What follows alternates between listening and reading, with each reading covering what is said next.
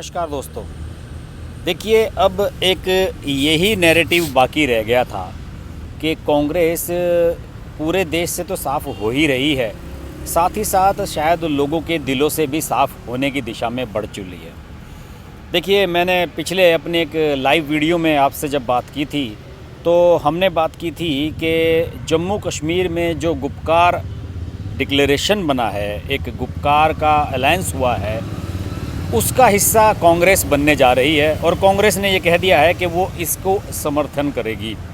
इसके अलावा जो जम्मू कश्मीर में डीडीसी के चुनाव होने हैं, लोकल बॉडीज़ के चुनाव होने हैं, उसमें फ़ारूक अब्दुल्ला की पार्टी, पीडीपी, ये सब लोग मिलकर चुनाव लड़ने वाले हैं और कांग्रेस ने कहा है कि हम भी इसका अलायंस का पार्ट होंगे। लेकिन अभी कांग्रेस ने सिर्फ इतना कहा था कि हम अलायंस का पार्ट होंगे कि उनके सामने दिक्कत खड़ी हो गई है। इससे पता नहीं कांग्रेस को क्या फ़ायदा होगा इस अलायंस में लड़कर, लेकिन उसको कम से कम अब बीजेपी को ये मौका मिल गया है कि वो कांग्रेस को अब राष्ट्र विरोधी भी घोषित कर दे। और अगर ऐसा हुआ तो कांग्रेस के लिए बहुत ही नकारात्मक पब्लिसिटी सारे क्षेत्र में चली जाएगी। देखिए, पहले थोड़ा सा बैकग्राउंड की बात मैं आपको बता दूं। और अमित शाह जो गृह मंत्री हैं, उन्होंने ज़बरदस्त प्रहार किया है।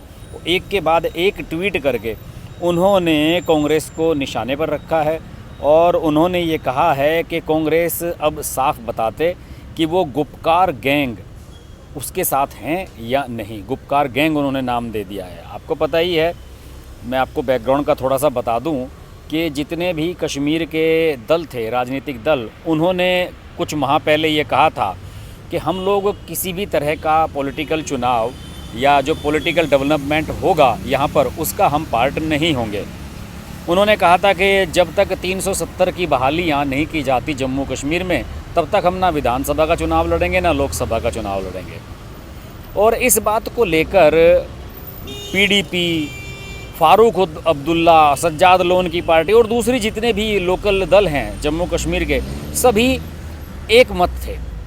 ये वो दल हैं जो हमेशा एक दूसरे के खिलाफ चुनाव लड़ते रहे हैं। पीडीपी में और फ़ारूक अब्दुल्ला की पार्टी नेशनल कॉन्फ्रेंस में तो कभी नहीं बनी। मुफ्ती मोहम्मद सईद और फ़ारूक अब्दुल्ला तो कभी एक साथ नहीं आए और उमर अब्दुल्ला और महबूबा मुफ्ती कभी एक साथ नहीं आए। लेकिन फिर ऐसा क्या हुआ कि अचानक ये सब लोग एक होने लगे। एक इसलिए होने लगे कि फ़ारूक अब्दुल्ला का जो श्रीनगर में गुपकार रोड पर एक आवास है, वहाँ पर एक मीटिंग हुई। लगभग 1 महीना होने जा रहा है इस बात को। और वहाँ सब लोगों ने मिल बैठकर आपस में ये तय किया कि देखिए, जम्मू कश्मीर में विधानसभा और लोकसभा के चुनाव कब होंगे ये हमें साफ नहीं है। किन हालात में होंगे ये स्पष्ट नहीं है। वर्तमान परिसीमन पर होंगे या पुराने परिसीमन पर होंगे या नए परिसीमन पर होंगे, कुछ कहा नहीं जा सकता, क्योंकि 2 राज्यों में बढ़ चुका है जम्मू कश्मीर। लद्दाख अलग हो चुका है और जम्मू कश्मीर अलग हो चुका है। और जम्मू कश्मीर को अब एक इस तरह के राज्य का दर्जा मिला है जिस तरह का अरविंद केजरीवाल की दिल्ली को मिला हुआ है। यानी कि वहाँ पर जनता द्वारा चुनी हुई सरकार तो काम करेगी, लेकिन उसे एलजी की परमिशन लेनी होगी, उपराज्यपाल की, जैसे कि दिल्ली में है। और एक तरीके से गृह मंत्रालय के अधीन वहाँ की सरकार रहेगी। और ये बर्दाश्त नहीं हो रहा है फ़ारूक अब्दुल्ला, महबूबा मुफ्ती की पार्टी को। इन लोगों का मानना है कि जब तक हम पुराने वाले जलवा हमारा नहीं होगा, तब तक हम चुनाव नहीं लड़ेंगे। ये लगातार कहते रहे। लेकिन फ़ारूक अब्दुल्ला के घर पर जो मीटिंग हुई थी कुछ दिन पहले, लगभग महीना भर हो गया होगा, तो वहाँ पर इन सब लोगों ने एक अलायंस, एक डिक्लेरेशन करा, एक घोषणा पत्र वहाँ से जारी किया गया। और उसमें ये कहा गया उस प्रस्ताव में कि हम लोग किसी भी पॉलिटिकल एक्टिविटीज़ का केंद्र सरकार की तब तक समर्थन नहीं करेंगे जम्मू कश्मीर में जब तक 370 को वापस बहाल नहीं किया जाता और कश्मीर को पुराने स्वरूप में नहीं लौटाया जाता। इन सब लोगों ने एक अलायंस बना लिया और उसका नाम दिया गया गुपकार अलायंस। उसका डिक्लेरेशन काफ़ी जारी हुआ, मीडिया में काफ़ी छपा, उनकी बातों को छापा गया। इसके अलावा फ़ारूक अब्दुल्ला, उमर अब्दुल्ला, इन लोगों ने कई इंटरव्यूज़ भी दिए बड़े बड़े अखबारों को। और उन्होंने इसमें स्पष्ट रूप से कहा कि कश्मीर में हमें राष्ट्रभक्त कहा जा रहा है और बीजेपी हमें देश के दूसरे हिस्सों में राष्ट्र विरोधी कहने लगी है। बीजेपी ने उन पर यह आरोप लगाया कि ये जो गुपकार गैंग बना है, अब इसे गुपकार गैंग का नाम बीजेपी ने दे दिया है, कि ये जो गुपकार गैंग बना है ये पाकिस्तान को सपोर्ट कर रहा है, यानी कि कश्मीर की स्थिति को लेकर जो पाकिस्तान का स्टैंड है, गुपकार गैंग उसी को आगे बढ़ा रहा है। और एक परसेप्शन बीजेपी ये क्रिएट कर रही है कि अब इस अलायंस का जो मकसद है वो सिर्फ वही है कि पाकिस्तान की इच्छा पूर्ति, जो पाकिस्तान चाहता है कि कश्मीर के हालात पहले जैसे ही बने रहें और वहाँ पर कोई सुधार ना हो, कोई डेवलपमेंट ना हो, कोई नए बदलाव ना हो। तो बीजेपी ने अब इस मुद्दे को ज़ोर शोर से उठाना शुरू कर दिया है। अभी 2-3 दिन पहले अचानक ही इस मामले को लेकर एक बड़ा ही डेवलपमेंट हुआ जब कांग्रेस ने ये कहा कि वो भी इस अलायंस का हिस्सा हो रही है। और कांग्रेस ने इस अलायंस का हिस्सा होने की बात सिर्फ इसलिए कही क्योंकि अभी डीडीसी के चुनाव आ रहे हैं, जिन्हें जिला विकास काउंसिल कहा जाता है, और इसके अलावा पंचायतों के कुछ उपचुनाव बाकी हैं, कुछ नगर निकायों के चुनाव, खाली सीटें पड़ी हुई हैं, वो भरी जानी हैं। तो बीजेपी सरकार, केंद्र की बीजेपी सरकार वहाँ पर ये सारी प्रक्रियाएं पूरी करवा रही है और मनोज सिन्हा को एलजी बनाकर इसीलिए वहाँ पर भेजा गया है। तो जब ये सुगबुगाहट शुरू हुआ कि इस तरह के चुनाव होंगे, तो कांग्रेस को लगा कि यार ये तो अच्छा मौका है वहाँ की राजनीति में एक बार फिर से एक्टिव होने का। और जो गुपकार अलायंस अब तक ये कह रहा था कि हम किसी राजनीतिक कार्यक्रम का पार्ट नहीं होंगे, हम कोई चुनाव नहीं लड़ेंगे, हम राजनीतिक सेटअप में तब तक नहीं जाएंगे जब तक 370 से वाली स्थिति को बहाल नहीं किया जाएगा। तो ये जो अपना भाषणबाजी ये लोग कर रहे थे, इनकी सबकी अकल ठिकाने आ गई तुरंत जैसे ही ये डीडीसी के चुनाव डिक्लेयर हुए जो 28 नवंबर से होंगे। इन लोगों को ये लगा कि अगर इन चुनावों में हम लोग चुनाव नहीं लड़ेंगे तो कई नए चेहरे उभर कर सामने आ जाएंगे। हो सकता है बीजेपी के समर्थन से बहुत से प्रत्याशी जीत जाएं, इनमें कोई मुस्लिम भी हो सकते हैं और हिंदू भी हो सकते हैं, सभी लोग हो सकते हैं।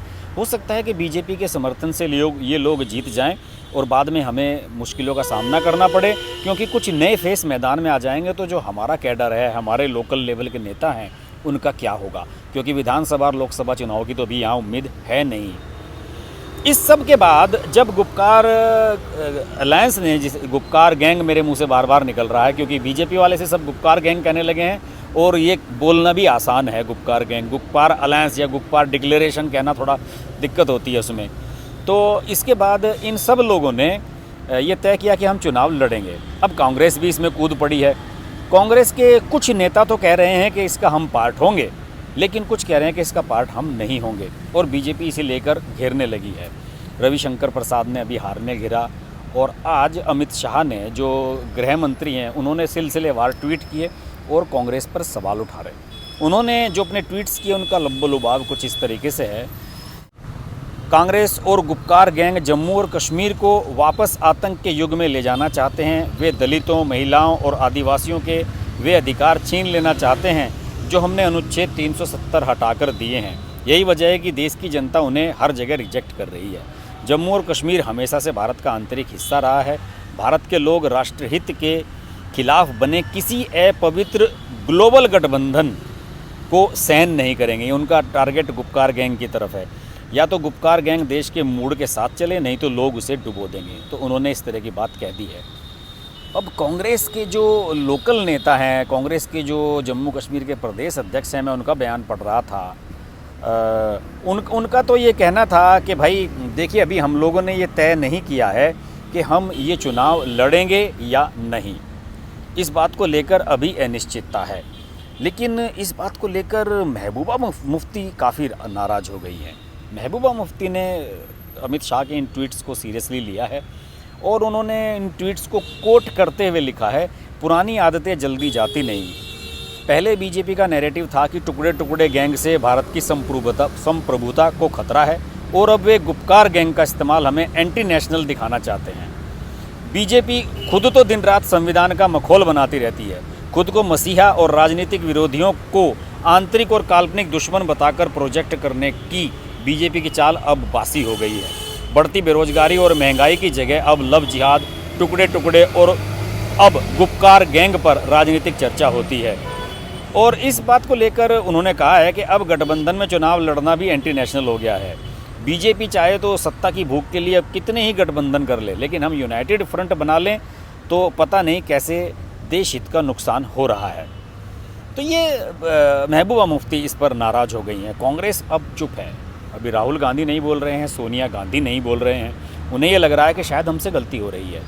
क्योंकि आपने देखा होगा कि पिछले लोकसभा चुनावों में जब राहुल गांधी ने राफेल और मोदी को लेकर चौकीदार चोर और जिस तरह की बातें कही थी तो उसका नुकसान हुआ था।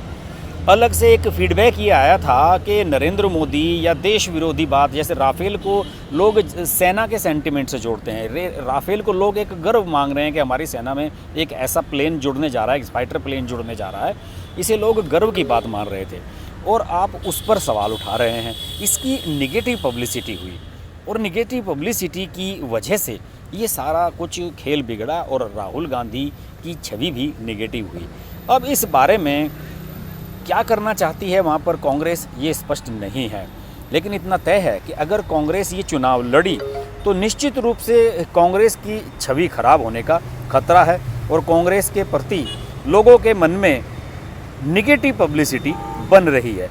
ये सब हालात बता रहे हैं कि वहाँ पर किस तरह की परिस्थितियाँ चल रही हैं। दूसरी ओर अगर इस बारे में मैं बात करूँ कि कांग्रेस, तो कांग्रेस का सबसे बड़ी स्थिति ये है कि लोगों का ये कहना है कि अगर कांग्रेस डीडीसी का चुनाव लड़ती है तो उसे फ़ायदा होने के बजाय नुकसान हो जाएगा।